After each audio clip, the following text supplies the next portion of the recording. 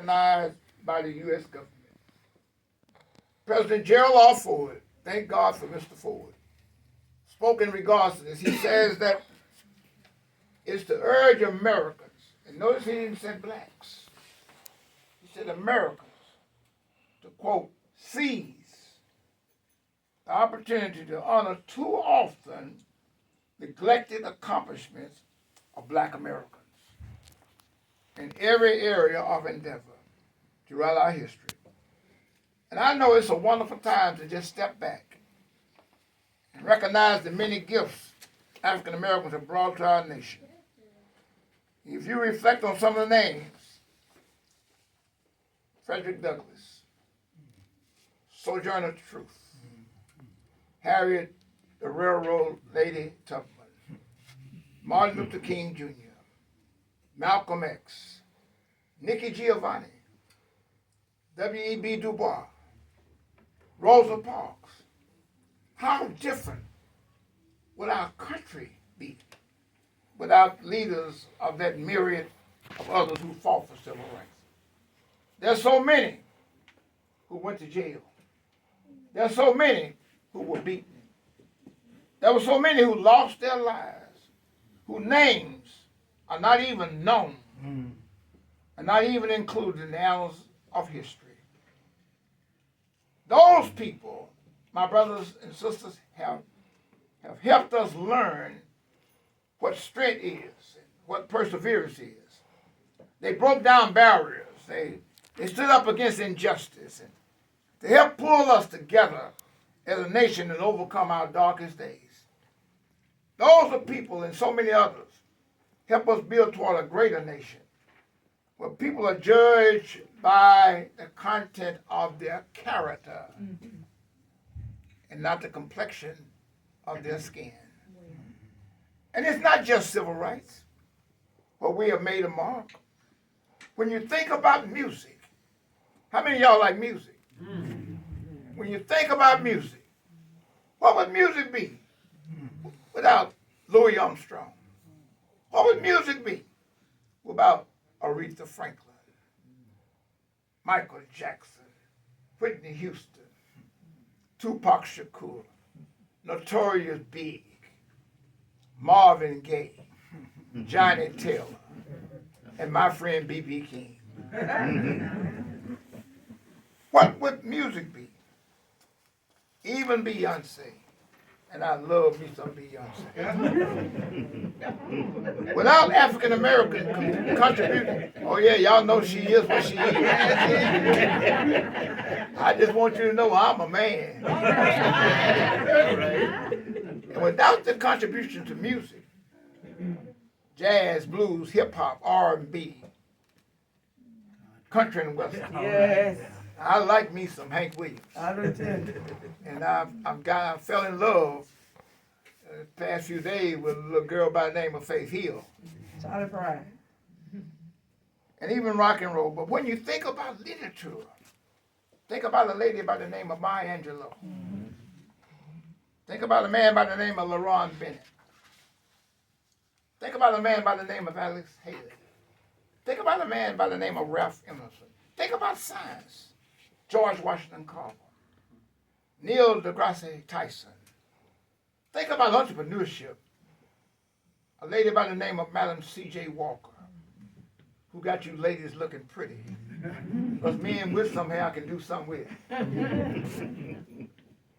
When you think about sports, you can't help but think about a guy by the name of Kareem Abdul-Jabbar. You call his name.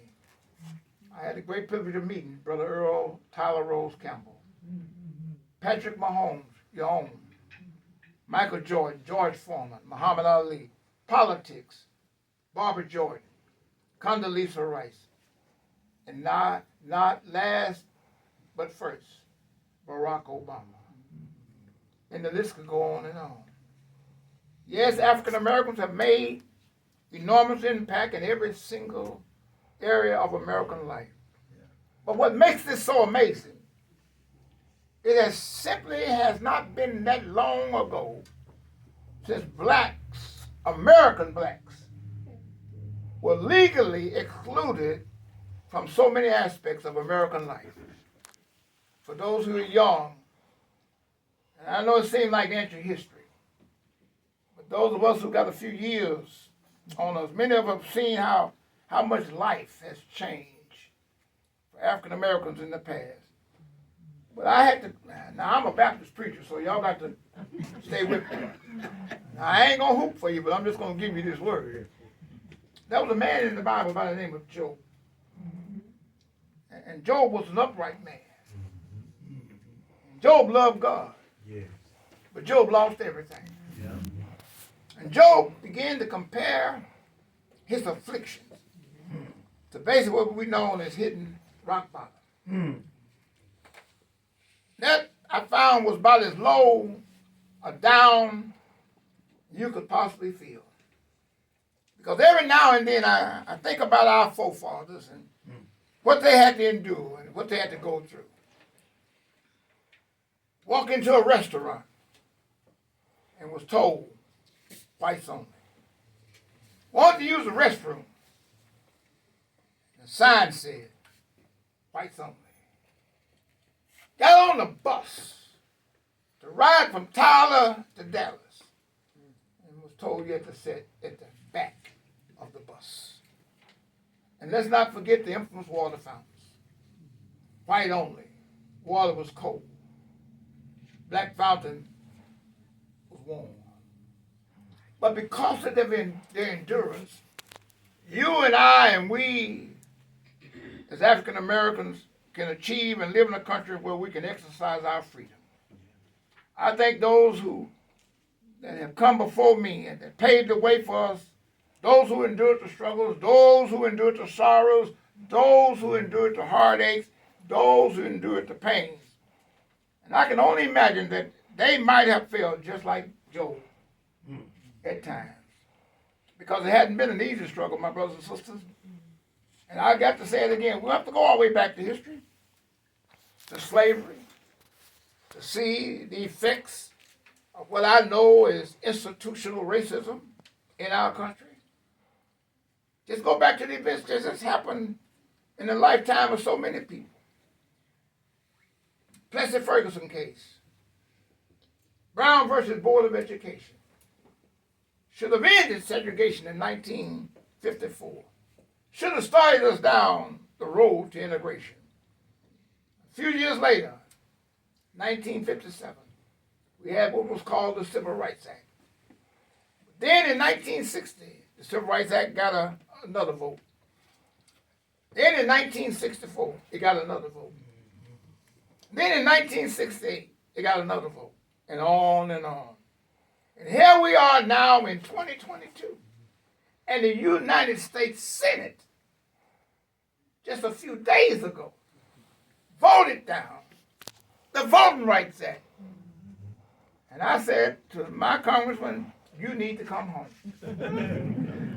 The laws just kept coming to try to combat racism. But people kept on finding ways, new ways, to try to keep the status quo going. Unfortunately, there are some other people who just kept on fighting to beat back the injustice, to beat back the segregation, beat back the discrimination that's perpetrated on the black community. My brothers and sisters, that struggle continues still today. That's part of why we are gathered here today. This room should be packed. Now, I'm going to say this, and y'all, I know how to get to I-20. And I don't need no police escort. Because in that phone, I'm going to call the DA and the Attorney General and Austin and tell them I'm heading to 20, give me some escort to Shreveport because I got some folks chasing me.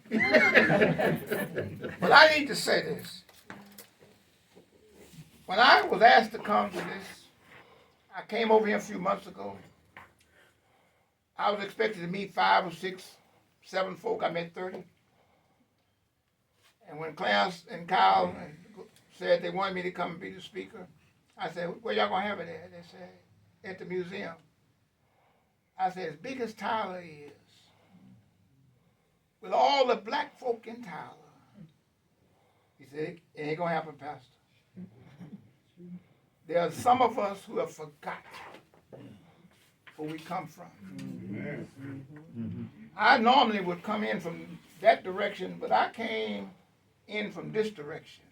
I rode through Tyler. And I saw people like me. And I didn't have on my suit. And I was kind of grubby looking like, and I started to stop and say, can I change my clothes? But some said, no, you go on. You might not be safe out here. But we celebrate this because we have come as a society. But we honor those who continue to struggle today. But my brothers and sisters, let me tell you, the struggle is far from over. Because there are times, my brothers and sisters, that God must bring us down before he can bring us up. When I consider the saints of old, Gloria, you talked about your upbringing, mine is similar. God had to bring them down before he could bring them up. But when we look at our past, we ought to applaud those who came before us doing great things. Because it's easy to look back to the past and see who was on the right side of history. Separated as we are by years and years. Let me tell you something, hindsight is always what I know is 20/20. That's what the saying goes. It's easy for me to stand here today and say school segregation was wrong. Why you say that, Austin? Because when the mandate came down from the Supreme Court to integrate schools, you had people like this lady who had a burning desire for teaching and was told she had to cross the line to teach a white child who she had never had no reaction with. White teachers teach black kids who they had no reaction with. And they went across. And some didn't teach. Some just said, I'll get my check and go on home. Look at our education structure in America. Our kids are struggling right now. Our education system is messed up. If you're an educator, baby, press hard. Press hard. It's easy to say slavery was wrong. Yes, it's easy to say denying people the right to vote was wrong. But we must not forget that part of the struggle in that time was a sad thing, that there was good people stood by and watched as bad things happen. Good people who didn't know how to get out of neutral, didn't know how to go to first gear, didn't know how to put it in drive, stayed neutral, and looked the other way so they wouldn't have to do the hard thing and stand up for what was right. Archbishop Desmond Tutu just went home a few days ago, said something very significant. Tutu said, if you are neutral in the situations of injustice, then you've chosen the side of the oppressor. If an elephant has his foot on the tail of a mouse, and you say that you are neutral, the mouse will not appreciate your neutrality. And there are great lessons to be learned when we find ourselves at our lowest state. Because when we're at our lowest state, I believe that that's when God was able to work with us. I believe that when God was able to help us. I believe God said that we shed some things of this world that we can become morally, truly dependent upon Him. But it was during the hardships of life that we learned how to lean and depend upon the Lord. We no longer can lean on our parents, no longer can lean on that job or that education from Wiley and Dillard and Sutherland and Bishop. Can't lean on that. Sometimes we are leaning on the wrong things. Drugs, Jack Daniels, E&J, gang connections. But I've discovered, Gloria, that some of the greatest hymns that what we know refer to as the old 100s And they came from a time period when it seemed like we as a people of color was at our lowest state. Yes, With no rights in this land at all.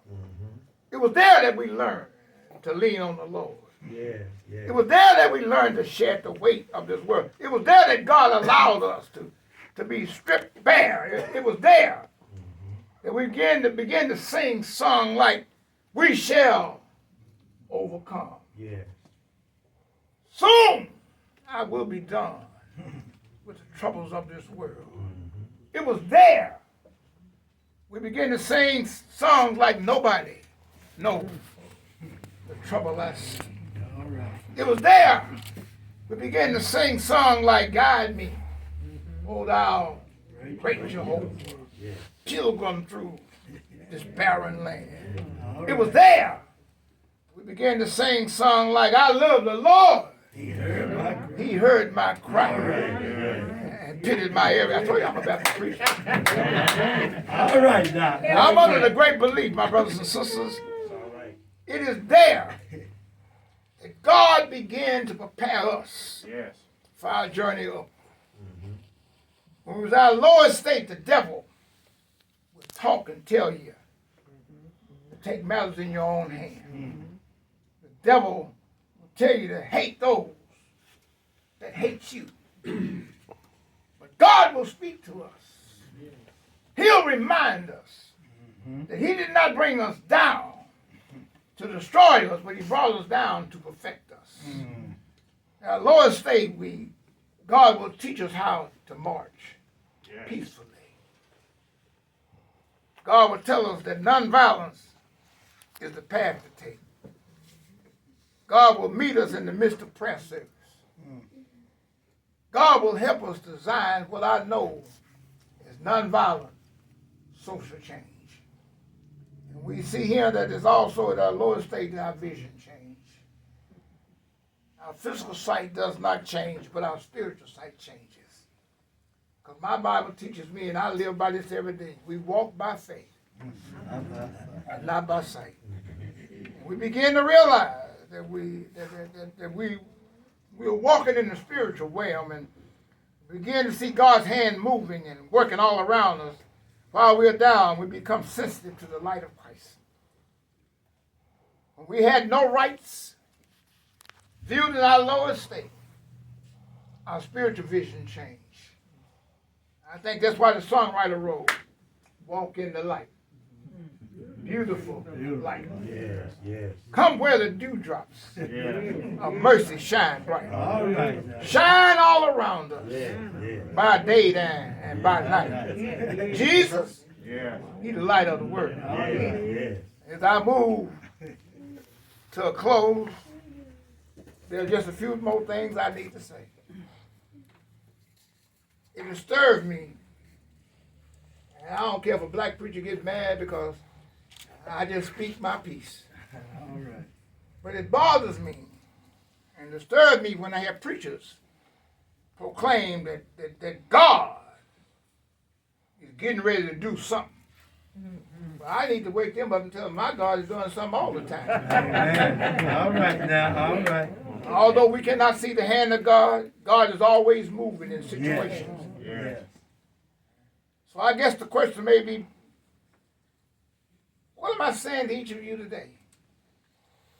Yes, we came in this country by ugly circumstances. It seemed dark for centuries. We as African Americans are well aware that we were enslaved and what we were taken from highly developed black empires that existed in many parts of Africa, hundreds and even thousands of years, way before the onslaught of slavery exploitation in the late 1500s. Taken from a land where our forefathers were tribal kings and leaders. Some of y'all probably don't even know this. But right here in America, we had our own Black Wall Street in a city called Tulsa, Oklahoma. An area that was terrorized and burned to the ground. And just when it looked like we was at our lowest point. Just when it seemed like we were down for the count. God said, I'm going to bring you up. Yes. And I'm going to restore you sevenfold. No, we don't look like what we've been through. Can any of y'all relate to that today? Yes, sir. Amen. In spite of the many years of slavery, in spite of being viewed as less than human, in spite of having no voting rights.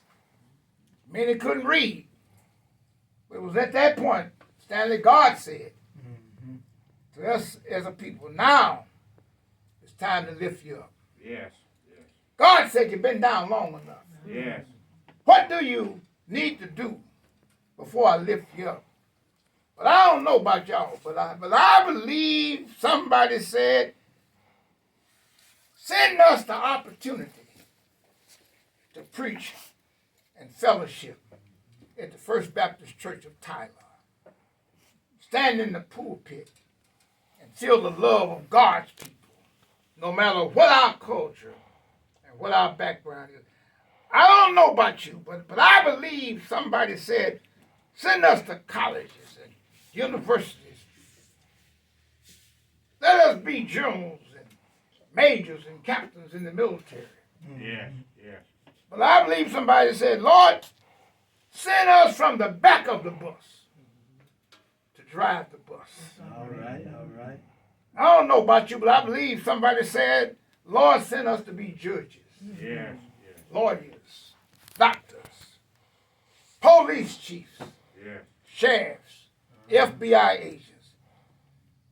But I heard somebody say, Clarence, Lord, help us go from the sweat of building the White House to occupying the White House. Yes, All sir. right. And I think I got some witnesses that did happen, didn't it? Yes. Amen. So I want to challenge you today to take this Black History Month, Gloria, and think of yours and our place in history today. Which side of history will you stand on? We all know we still have a lot of problems. And that many of the problems can be traced to that one big word called racism. All you got to do is pick up the newspaper and see how injustice still affects the black community. So don't be neutral. Our prison system is overpopulated with men like me. Make a commitment that you won't look the other way when the elephant stands on the mouse tail. Make a promise to yourself. Speak up when you see injustice. Listen. Engage people with different viewpoints. Share your perspective, but also listen. Listen with kindness Yeah. in your heart, Yeah. not with anger. And if we listen to each other, if we treat each other with respect, we can always find ways to overcome our modern day problems together. Yeah. Thank you again for the honor. It's been a pleasure. I want to leave you with a quote from my friend, Dr. Martin Luther King Jr. And Martin said these words, darkness cannot drive out darkness. Only light can do that. Hate cannot drive out hate. Only love can do that. So let us all work to be the light that drives out darkness. And if we work together,